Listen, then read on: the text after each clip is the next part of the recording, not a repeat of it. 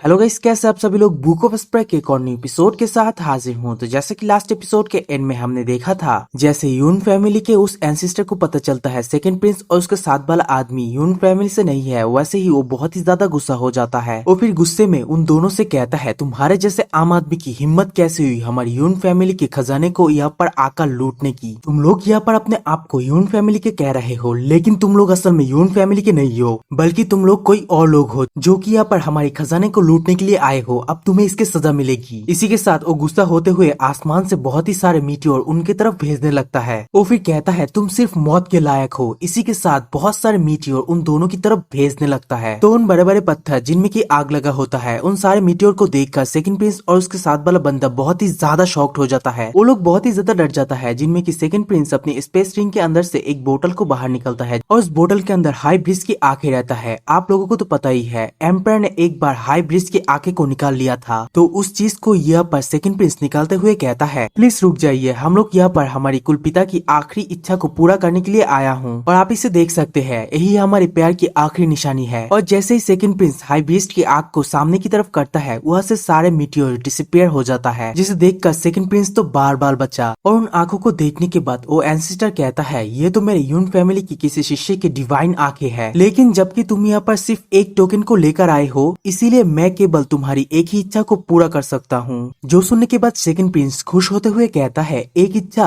ये तो बहुत ही अच्छा हुआ। दादाजी, सच कहो तो मेरे साम्राज्य पर बहुत सारे दुष्टों ने कब्जा कर लिया है, इसीलिए मैं चाहता हूँ आप उन लोगों को मेरे साम्राज्य से बाहर निकलने के लिए मदद करें और मुझे उम्मीद है कि आप मेरी मदद जरूर कर सकते हैं। जो सुनने के बाद ओ एंसिस्टर कहता है, नहीं, मैं ये नहीं कर सकता हूँ। जो सुनने के बाद सेकंड प्रिंस भी शॉक्ड हो जाता है। वो एंसिस्टर फिर कहता है, मैं तो तुम्हें पहले ही बता चुका हूँ, मैं तो बस यून एम्पायर से छोड़ी हुई एक छोटा सा सोल का टुकड़ा हूँ, जिसे कि उन्होंने इस स्थान पर छोड़ दिया था। अपने सेक्टर के लोगों को सुरक्षा करना और उनको सही मार्ग दिखाना ही मेरा काम है, लेकिन मैं इस स्थान को एक कदम भी नहीं छोड़ सकता हूँ। जो सुनने के बाद सेकंड प्रिंस बहुत ही ज्यादा गुस्सा हो जाता है और फिर गुस्से से कहता है, तो फिर आप क्या कर सकते हैं? जबकि उसके साथ आने वाला आदमी उससे कहता है, सेकंड प्रिंस इतना ज्यादा भड़को मत, तुम्हें पता होना चाहिए वो यून फैमिली के पूर्वज है। तो ये सुनने के बाद सेकंड प्रिंस को अकल आता है और फिर घबराते हुए चुप हो जाता है और फिर घबराते हुए माफी मांगते हुए कहता है, मुझे माफ कर दे महादेव, मैं अभी थोड़ा बहक गया था, मैं बस आपसे यही जानना चाहता हूँ आप हमारी मदद कैसे कर सकते हैं। जो सुनकर वो एंसिस्टर कहता है, मैं सिर्फ रहस्य को उजागर कर सकता हूँ और रास्ता को बता सकता हूँ। तभी सेकंड प्रिंस के साथ आया वाला आदमी सेकंड प्रिंस से कहता है, सेकंड प्रिंस जल्दी से उस डैंग किंगशेंग की पिक्चर को बाहर निकालो। जो सुनने के बाद सेकंड प्रिंस को याद आता है, एम्पायर के बर्थडे पर फर्स्ट प्रिंस ने एम्पायर को एक पिक्चर को गिफ्ट किया था, जिसे कि डैंग किंगशेंग कहा जाता है। और ये भी कहा जाता है, उस पिक्चर को जो कोई भी डैंग किंगशेंग तक पहुंचाएगा, डैंग किंगशेंग उसकी कोई भी इच्छा को पूरा करेगा, चाहे उसके राज्य को मिटाना हो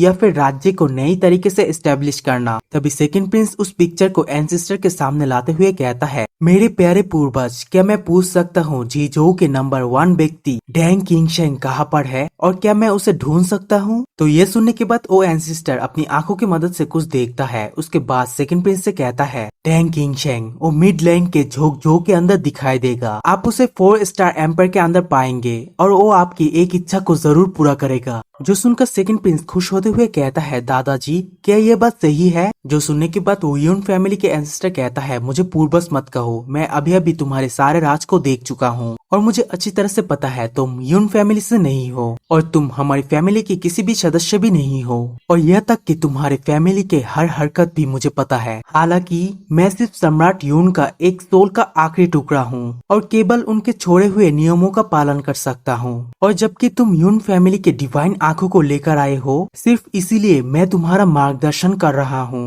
और बस इतना ही। इसी के साथ वो एंसिस्टर अपने हाथों के अंदर से कुछ एनर्जी को रिलीज करता है और उन दोनों को उस एनर्जी के साथ वहाँ से उठाकर बाहर फेंक देता है। और जैसे ही वो लोग केव के बाहर जाकर धर्म से गिरता है, गिरने के बाद सेकंड प्रिंस के साथ आए वाला आदमी कहता है, क्या ये वही जगह है जहाँ की हम लोग है? क्या हम लोग यूनो पर्वत की तलहटी पर वापस आ चुके हैं? हम तो फिर से यहीं पर लौट आए हैं। हमने इस जगह को ढूंढने के लिए सालों चराई की और अनगिनत जाने जोखिम में डाला, और हमें क्या मिला? सिर्फ एक ही वाक्य, शिट। ऐसा लग रहा है कि हमारी सालों की मेहनत बेकार में चला गया। जो सुनकर सेकंड प्रिंस कहता है कोई बात नहीं, सिर्फ यही एक वाक्य ही काफी है। ह्यून फैमिली के पूर्वज होने के नाते और इतनी ज्यादा शक्तिशाली आदमी होने के नाते उनकी भविष्यवाणियां 100% सही होनी चाहिए। हम आखिर में टैंग किंगशेंग को ढूंढ निकालेंगे और हमारे राज्य को फिर से नई तरीके से स्टैब्लिश करेंगे। जू फैन, लूजी और लाओसान, तुम चोर लोग जिन्होंने की मेरा देश को चुराया, तुम लोग बस इंतजार करो, ये तो मेरा ही होगा। दूसरी तरफ सेकंड प्रिंस के साथ आया वाला आदमी अपने मन के अंदर सोचता है, अरे छोड़ो भी, अगर उन लोगों से बदला लेना ही उसकी प्रेरणा है तो फिर उसे ऐसे ही चलने दो। या शायद जब वो दोबारा गद्दी पर बैठेगा और इस दुनिया पर राज करेगा, तब मैं उसको इसके बारे में बताऊंगा। तब तक बहुत ज्यादा देर नहीं होगा। उस समय उसे बदला लेने की इच्छा को देने के लिए राजकुमार का भी आभारी होना चाहिए कि उसने उसे इस उपहार को दिया है। जबकि दूसरी तरफ हमें फिर से यून फैमिली के एंसेस्टर को दिखाया जाता है, जो कि अपने मन के अंदर कहता है उसका लक्ष्य लू फैमिली, जू फैन और उसके तीसरे भाई से बदला लेना है। लेकिन लू फैमिली और उसके तीसरे भाई का बदले का परिणाम ये स्पष्ट है, लेकिन केवल इस जू फैन के जीवन के रास्ते ये अप्रत्याशित है। क्या ये हो सकता है कि ये कोई भाग्य से पूरी तरह से अलग कोई आदमी है? अगर ऐसा है तो फिर ये सच में एक बड़ा बदलाव है, क्योंकि तब ये अकेला बाकी दो लोगों की भाग्य को बदल सकता है। इसी के साथ हमें कुछ देर के बाद डीमन स्कीमिंग सेक्टर को दिखाया जाता है, जहाँ पर जू फैन और उसके बाकी साथियां जैसे ही डीमन स्कीमिंग सेक्टर के अंदर जाने लगता है, वो लोग सामने की नजारे को देखकर बहुत ही ज्यादा शॉक्ड हो जाता है, क्योंकि वहाँ पर डीमन स्कीमिंग सेक्टर के लीडर और बाकी के सभी एल्डर्स और वेनेबल उनको स्वागत करने के लिए खड़े रहता है। जबकि वेनेबल जैन हंसते हुए कहता है, हा हा हा, जी बूजी, तुम लोग तो यहाँ पर इतने सारे लोगों के समाहार के साथ हमारे स्वागत करने के लिए यहाँ पर आए हो। लेकिन जैसे ही वेनेबल जैन इस बात को कहता है, जी बूजी उसके मुंह पर एक लात मारता है और सिर्फ उस एक लात के साथ ही वेनेबल जैन वहां से दूर जाकर गिरता है और धड़ाम से गिरने के बाद वो खुद भी बहुत ही ज्यादा शॉक्ड हो जाता है। जबकि कुइलैंग और कुइगैंग और बाकी के सभी डिसेबल बहुत ही ज्यादा शॉक्ड होते हुए वेनेबल जैन की तरफ ही देखने लगता है। वो लोग अपने मन के अंदर सोचने लगता है, अरे ये क्या हुआ, क्या हमारे स्वागत ऐसे किया जाएगा? और जबकि वेनेबल जैन लात खाते हुए वहाँ पर जाकर गिरा था, वो मलबे के अंदर से बाहर निकलते हुए जीबूजी से कहता है, अरे बेकार जीबूजी, और बहुत सारे गाली देते हुए कहता है, अरे नालायक कहीं के, क्या तुम पागल हो चुके हो? मैंने शुआंगलोंग युआन में हमारे सेक्टर का सम्मान बढ़ाया और जैसे ही हम लोग वापस आए तुम हमें लात मारी। क्या मैंने तुम्हें किसी तरह से उकसाया है? मैंने तो तुम्हें किसी तरह से उकसाया भी नहीं था। जबकि जीबूजी बहुत ही ज्यादा गुस्सा होते हुए वेनेबल जैन से कहता है, क्या तुम्हारे पास अभी भी इस बात को कहने के साहस है? 2 महीने पहले भेजा गया उस संदेशी वाला जेट स्लीप का क्या मतलब है? उसमें सिर्फ तुम लोग यही बोले 2 महीने के बाद तुम लोग संप्रदाय के अंदर वापस लौटोगे, लेकिन शुआंगलोंग की स्थिति के बारे में तो कुछ भी नहीं बताया। क्यों? कहने की हिम्मत नहीं थी या फिर कोई और वजह है? और ट्विन ड्रैगन की लड़ाई के बारे में तो तुमने कुछ भी नहीं बताया। क्यों?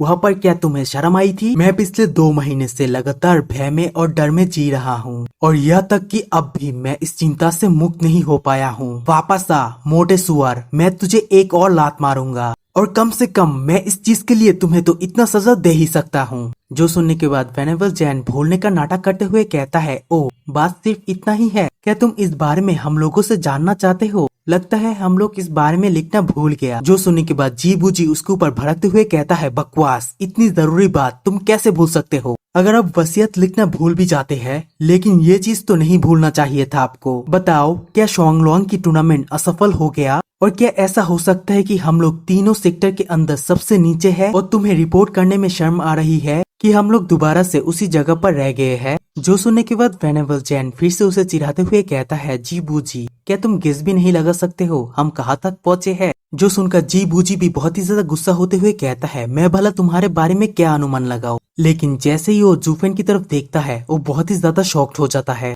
जहाँ पर जूफेन वहाँ पर 2 डिसेबल से कहता है, तुम लोग इन दोनों के लिए एक कमरे का बंदोबस्त करो। और वो डिसेबल लोग भी कहता है, ठीक है बटलर जूफेन। तभी जी बूजी भड़कते हुए जूफेन से कहता है, जूफेन, तुम्हें 2 अजीब औरत को वापस संप्रदाय के अंदर लाने के लिए किसने कहा? क्या तुम्हें जरा भी तमीज नहीं है? अच्छा, अगर तुम चाहते हो तो उसे वापस ले आओ। हाँ ले आओ ले आओ। क्या तुमने तियानो के अंदर मुझसे पहले ही वादा नहीं किया था कि उस फाइट के बाद तुम उन लड़कियों को छोड़ दोगे? तभी वेनेबल जैन जीबूजी से कहता है, इसके अलावा मैं बताना भूल गया, इस बच्चे ने इस बार हमारी डबल ड्रैगन गैदरिंग को जीतने के ऊपर बहुत ही बड़ा भूमिका निभाई थी, तो जाने से पहले उसे थोड़ा आजादी देना इसमें तो कोई बुराई नहीं है, क्योंकि वाकई में इस बार डबल ड्रैगन गैदरिंग के अंदर इस बच्चे ने असली योग्यता को दिया है।